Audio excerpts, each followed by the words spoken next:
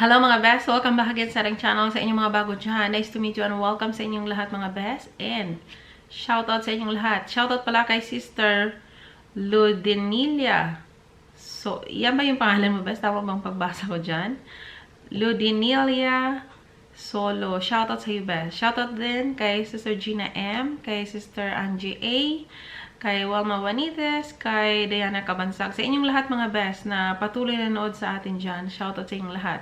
And sana nasa healthy, happy, and safe life kayong lahat. We thank God for everything and we ask for forgiveness sa ating mga kasalanan and we pray na sana ibalik na ni Lord sa normal ang buong mundo. In Jesus' name, Amen. Shoutout sa inyong lahat. Actually, walang video kahapon mga best kasi nga walang time. Pag anong factor, wala akong time nun. Kasi mahirap mag-video pag nandiyan yung mga anak ko best. Gagawing makeup challenge yung video ko dyan. So actually, diretso ako magbasa sa isa sa... marami na kayo dito best. So pwedeng gawin ko ng sabay-sabay na tong dalawa dito. Dalawa sa private messages dito. Diretsoin kong basahin yung una dito. Maiksi lang naman tong message mo best. So pag maiksi lang talaga yung message nyo is dublihin ko na yan, sabayin ko na yan. Dear Ate Sally, good morning sa iyo. 57 years old na ako. Dream ko talaga makapag-asawa ng foreigner. Kasi, hinahanap-ganap kong buhay sa ibang bansa. Hinahanap ba yan, best? Sa ibang bansa. Dati kasi akong OFW, pero ngayon, may kachat ako taga-India. Feeling ko, gustong-gusto niya ako, kaya lang, di siya marunong mag-English. Ayun, wag mo nang, hindi ko naman binabanggit yung mga name nyo, best, dito sa mga private messages. So, anong gagawin ko? Please, God bless you always. Lagi ako nanonood sa mga video mo. Maraming salamat sa iyo, best. So, maiksi lang naman tong tanong mo dito. Sabi mo, gusto mo talaga makapaghanap ng foreigner. Na, syempre, pinapangarap mo yan. Dahil dati kang nasa ibang bansa talaga kasi isa kang OFW before. At ngayon, meron kang nakilalang isang Indian. Kaso, naramdaman mo siyang gustong-gusto mo siya. Kaso, hindi siya marunong mag-English. So, normally, dapat naman talagang marunong ang bawat isa mag-English, lalo na pag naghahanap ng ka-chat. Kasi, yan yung pinaka-words, language talaga para magkaintindihan ang bawat isa. Kasi yung Pilipina tayo, hindi naman tayo Indian, para magsalita tayo ng Indian. Maliban na lang kung nag-aral ka, or meron kang history para matuto kang magsalita ng salita nila. So, sabi mo, ang hirap, hindi marunong mag-English. So, pag ganyan, bes, ang dagdag problema lang yan. Kung ako dyan, ba't naman ako magtyaga dyan? Maghanap ka ng iba, bes. Ganon ang diretso kong advice ay parang additional problem lang yan eh. Kung feeling mo gustong-gusto ka ng Indian na yan, at gustong-gusto mo rin siya, eh di mag-translate ka, bes. Sabihin mo na English to Indian, at sabihin mo dun sa kanya, I want you to speak English. I want you to learn to speak English. If you really love me, you will find a way how to speak in English. Yan yung pinaka-basic na dapat niyong gawin. Yung English talaga ang dapat. So, dapat sabihin mo dyan sa Indiano. Mostly naman sa mga Indiano marunong mag-English. Sabihin mo sa kanya, you need to speak English for us to be able to continue our communication. So, ganun. Sabihin mo ganun, best. Pero kung feeling mo nahirapan ka na, kahit gustong-gusto ka niya, best, kung additional problem, stress lang naman ang naibigay, eh, di bali na. Maraming English-speaking people, best, na mahanap mo pag naghanap ka ng iba. So, sa paghahanap nyo ng AFAM, alamin nyo kasi yung ano ba talaga ang gusto nyo. Kung kayo yung tipong, ay, who cares kung anong salita niya? Who cares kung anong religion niya? Who cares kung anong kulay niya? Who cares kung anong itsura niya? Kung kayo yung tipong taong ganon, ipaghanda nyo na talaga yung sarili nyo, best. Talagang ma-meet nyo yung mga taong hindi marunong mag-English, ma-meet nyo yung taong wala dito, wala doon. Mga ganong factor. Kasi ganon kayo yung taong walang direction talaga na ito ang gusto ko. So, pag yung, who cares? Kung itim o puti siya, who cares? Kung flat o matangos yung ilong niya. Pag kayo yung taong gano'n, expect niyo talaga na kahit sinong lalapit talaga sa inyo. Pero kung kayo yung taong katulad ko noon, yung naghahanap ko, I want a man who is Catholic.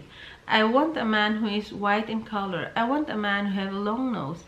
I want a man who speaks in English. I don't care whatever his language as long as he can speak in English.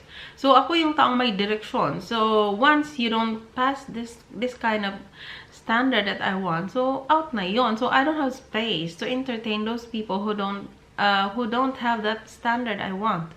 So, parang ganon. So, alam ko yung direction. So, ayaw ko nang ma-disturb. Natural lang yan na pag na-meet mo yung afam, pag baguhan pa lang, meron talaga yung mga, kasi kinikilala nyo pa yung isa't isa. So, you have to give them a chance to prove them how serious they are. Pero, kailangan talaga nila marunong mag-English.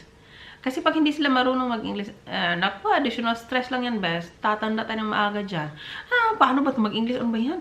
Itong lalaki ito, hindi man lang marunong mag-English. Pinaka-basic yan, mapakamot ka ng kahit ano. Naku, tatanggal, balakubak mo dyan, kakakamot-kamot mo dyan. Ano ba yan? Hindi marunong mag-English, nakakainis. Siyempre, additional problem na. Hindi tulad ng pag marunong mag-English, hello, how are you? At ang sagot niya is English din. So, magkaintindihan talaga kayo kaagad. So, parang relax yung communication nyo sa afam ninyo. Pero pag hindi marunong mag-English, what? Hindi, yung iba, hindi nga wala nga ang boses lumabas eh. Ganun-ganun na lang. So, action. Sabi nga, action speaks louder than words. Pero sa iba namang ways yun.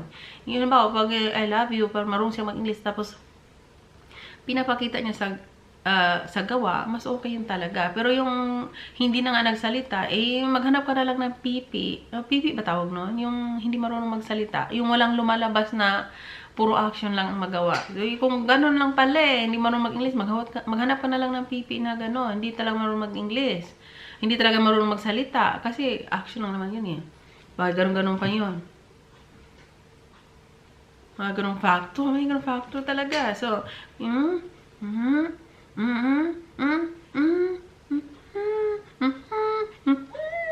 Diyos ko, patawarin. Pero, dapat gawa ng paraan talaga. Pag interesado yun, sinasabi ko, pag gusto, may paraan. Pag ayaw, daming dahilan. Nako, dami na natin problema sa buhay, wag na nadagdagan. Yung mga afam nyo dyan, additional problem, basura nyo yan. Ganon o, advice, kasi gawain ko yan eh. Kasi ang dami na natin problema, ba't tayo magdagdag problema dyan? Sumali tayo sa dating site para makatagpo ng lalaking mapasaya man lang tayo, mabigyan tayo ng inspirasyon sa buhay, matuto tayong umiti. Pag ganyan, nako, babasa muna ako ng pangalawa. So, ito sa best, okay, medyo mahaba to. So, mas okay yung medyo mahaba. Yun na lang ang hinahanap ko eh. So, hello dear Ate Sally. Kumusta ka Ate Sally dyan? New subscriber po ako sa YouTube. Maraming salamat sa inyo, best. Sa inyong lahat na nag-subscribe. Sana dadami pa kayo. May ganong factor. Hingi lang po sana ako ng advice. May nakilala po akong foreigner sa online dating. 1 month and 2 weeks po kami nagkausap. Araw-araw po yun.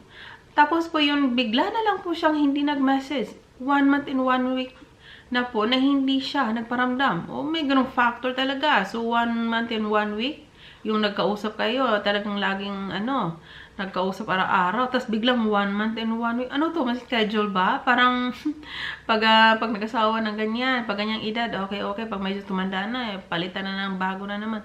Ano ba tong afa mo, be? So, hindi siya nagparamdam. Pero Ate Sally, sinabihan na niya ako dati na he is suffering from seasonal affective disorder po. Since winter at nag-snow sa kanilang lugar, naisip ko po na na-depress siya. Ate Sally, naintindihan ko naman po kung depress siya. Pero normal lang po ba na hindi siya magparamdam ng ganun katagal? Willing po ako maghintay sa kanya.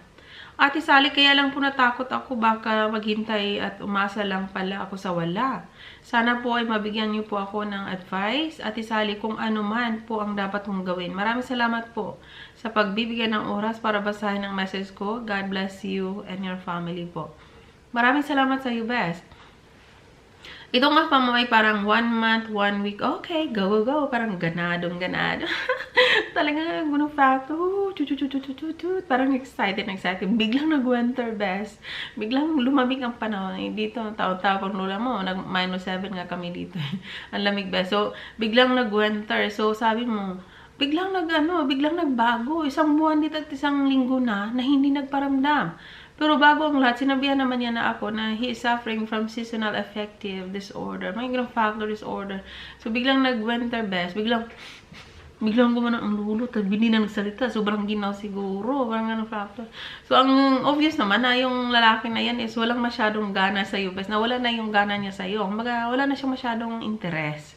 It's obvious, wag mo na siyang intay-intay ka pa dyan. Ang dami kayang afam na seryoso at handang mahalin ka at hindi ka maging uhaw sa atensyon. Yung afam mo, para mag-antay ka sa wala dyan, best. Time is wasted. Remember, time is gold. So, pahalagaan nyo ang bawat oras sa buhay ninyo, best. At yung mga ganyang klaseng afam, additional problem lang talaga yan. Bakit? Kasi ano kayang nangyari nun? Gusto pa kaya niya ako? He loves me not. Mga ganun pa yung isip-isip mo, best. Yung afam mo talaga, baka nakaano ba, ay, gino. Ang lamig naman talaga. Pero, bakit isama yung, winter changes? Mga ganung factor. Kung mahal ka ng tao, best, kahit gaano kalamig, bakit? Pag nasa labas siya ng bahay, medyo malamig, magsuot talaga siya ng makapal. Kung nandito siya sa loob ng bahay, may heater naman. O ba, anong connect? Ganong factor. It's obvious na wala na yung gana sa iyo, best. Time is wasted. Block mo kaya yan. Huwag mo nang pansinin yan. Maghanap ka ng iba. Mahalin mo yung sarili mo. At tandaan mo, hindi lang nag-iisa yung afam na yan. Ang daming afam dito sa mundo. At higit sa lahat, makakatagpo ka lang ng matinong afam. Namamahalin ka at hindi ka maging uhaw sa atensyon. Pag ibasuran yung mga pasaway na afam nyo dyan at maghanap kayo ng iba.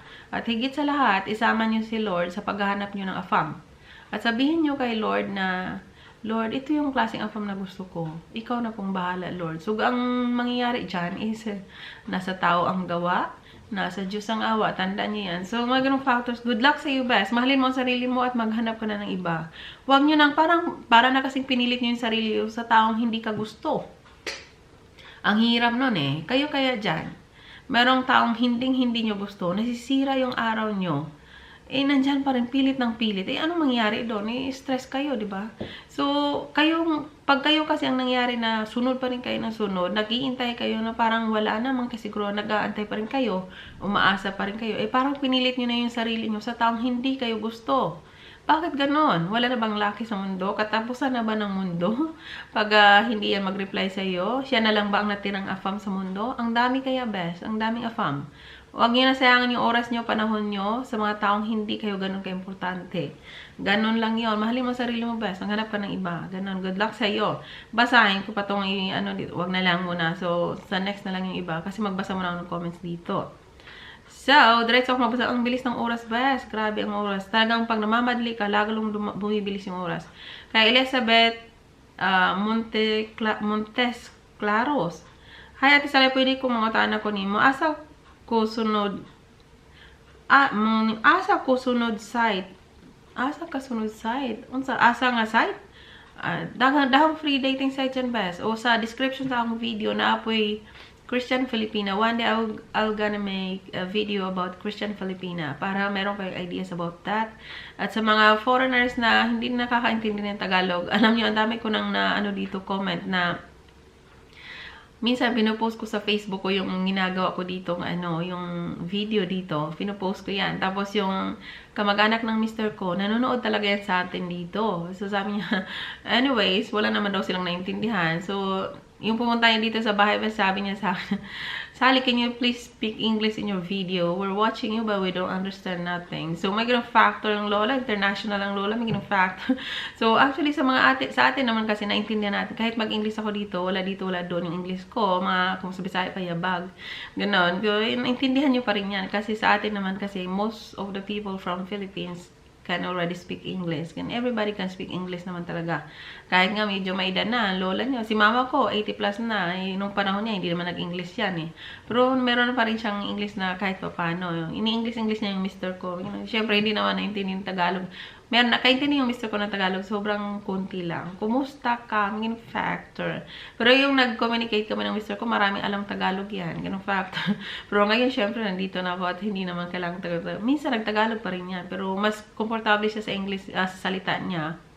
Dutch yung mister ko, best. So, salita niya is Dutch. Lalo na yung anak ko, kailangan talaga mag-Dutch sa school. Yung anak ko, ang galing mag-English niyan, best. Kasi nga sa YouTube, ang daming alam. So, minsan, dalawa yung language niya dun sa school, yung English at saka yung yung Dutch. So sabi ng teacher niya doon na dapat mag-Dutch lang daw kasi yung mga bata doon Dutch lang naman daw ang salita at dapat Dutch lang para hindi siya maguguluhan. Ganun factor talaga eh. Binibisaya ko pa yung anak ko eh. Tinuruan ko yan. Ganun factor. So, kay Sister Lynn Bacunawa, para si Sandra, kung talagang importante ka sa kanya, gagawin yun ang paraan para makachat sa'yo. Maliban na lang kung rason lang niya yun para hindi siya mag-chat sa'yo. Yung afam nyo na 4 days nang hindi nag-chat. Nako, ano kayang dahilan? Natanong nyo ba yan, Besh? Ganun. 16, dun sa tips natin na para lalong mahalin ng afam, si Sister Karel Salvador. Ganyan na ganyan ang afam ko. 3 months pa lang kami pero ang dami na niyang future plan. Para sa aming dalawa. Thank to God dahil binigay siya sa akin. Sana di siya magbago at mawala na mawala na din ang pandemic para makapag-meet kami. Salamat sis. Ang dami kong natutunan sa mga videos mo. God bless. Ang ganong factor. So yung iba kasi dyan, yung sabi na, yung iba, maabot na ng sobrang tagal, wala pa rin, parang walang direksyon, malabo pa rin. Pero pag seryosong afam, basihan ko yung sa mister ko, hindi kami nagtagal noon. Kung ang afam kasi talagang seryoso sa inyo at na-feel niya na ikaw na yung babaeng gusto nila, ikaw talaga yung dream girl na, hindi niya magsasayang ng panahon, best. Ibibigay niya sa iyo lahat ng mga future plan, lahat ng mga plano magkasama kayong dalawa. Kasi para sa kanila, why wasted time? Doon nila naman ang pupunta eh. At lalo pag hindi na kayo bata, nasa tamang edad na kayo, talagang diretsaan na yan. Mostly mga from diretsaan naman. Do you like me? Are you ready to get married? May ganung factor talaga. Ganung factor mga future plan at parang finifeel nila na ikaw na talaga at wala ng iba. At hindi na yan lilingon sa ibang babae. Sa'yo na yan po-focus. So, kahit ganyan, mga 3 months, okay na yan, best. So, mga 2 months, ganun. Pag seryoso talaga yung afam, pag 1 month talagang pinag-aralan ka niyan, okay, go. At talagang siya ang gusto ko eh. Mga second month, 3 months, ganun. Nakaplano na talaga yan, best. Actually, yung sa mister namin, hindi yan natapos yung isang taon na talagang kasal na kami in that same year. May ganung factor. Kaya, bakit naman kayo magtagal-tagal? Lalo pag may edad na kayo. Time is gold. May ganung factor. Saan na tayo dito? Ba't tayo paligoy-ligoy pa? Sa mga afam, gusto pa nila prangkahan. Ayaw nila yung, I think you want this.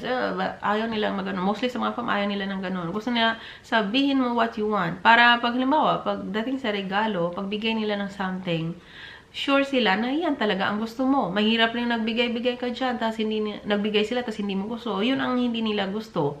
Kaya gusto nila malaman kung ano talaga ang gusto mo. Minsan nag-surprise din yan sila, pero hindi sila sure kung talagang magustuhan mo. Pero most of the time, gusto nila na alam nila kung ano yung gusto mo. So, maging prangka ka best para alam nila. To make sure na hindi sila magsisi. Lalo na pagdating sa mga meron silang gustong ibigay sa'yo. At sigurado silang gusto mo. So, matuwa talaga yan sila. Karel Salvador, yung sabi, good luck sa'yo ba? Sabi mo, you thank God na dumating siya sa buhay mo.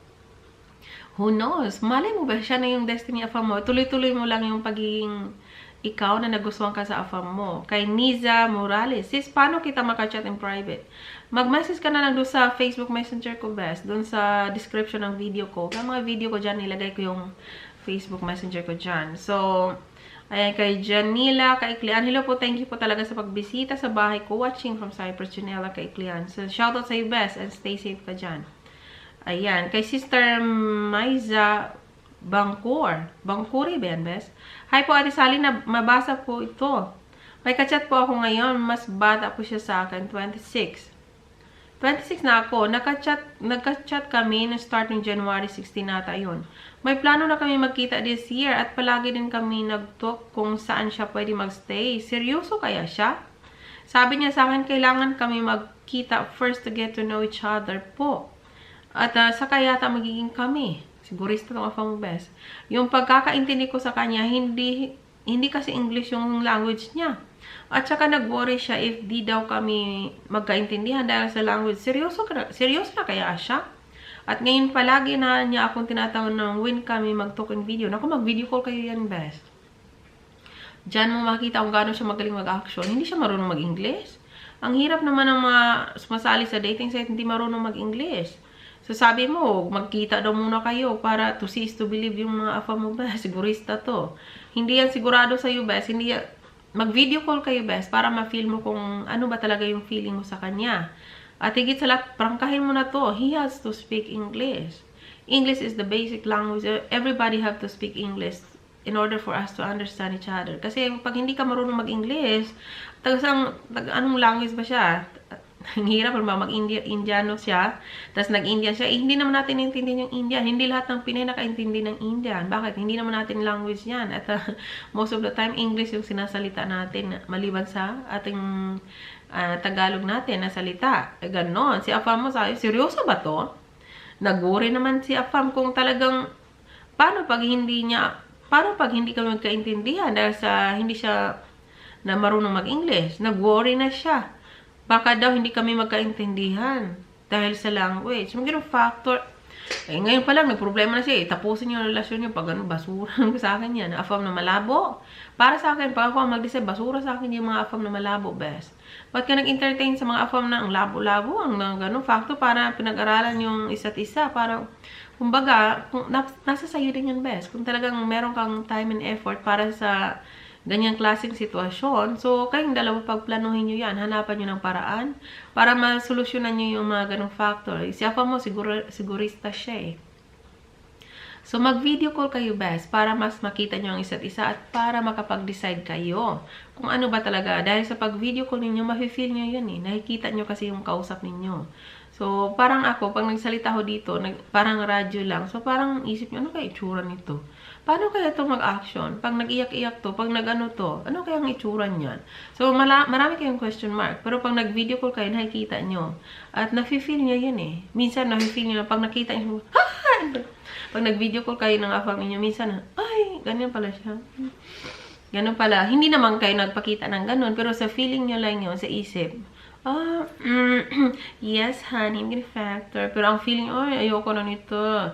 Ayoko na makita nito. Ayoko na itong makausap. May ganun kayong factor, ganung feeling. So, at least, pag nag-video call kayo, na-feel nyo kaagad at makapag-decide din kayo kung ituloy nyo ba o hindi. So, good luck sa inyong lahat, mga best. Stay safe and God bless. Take care.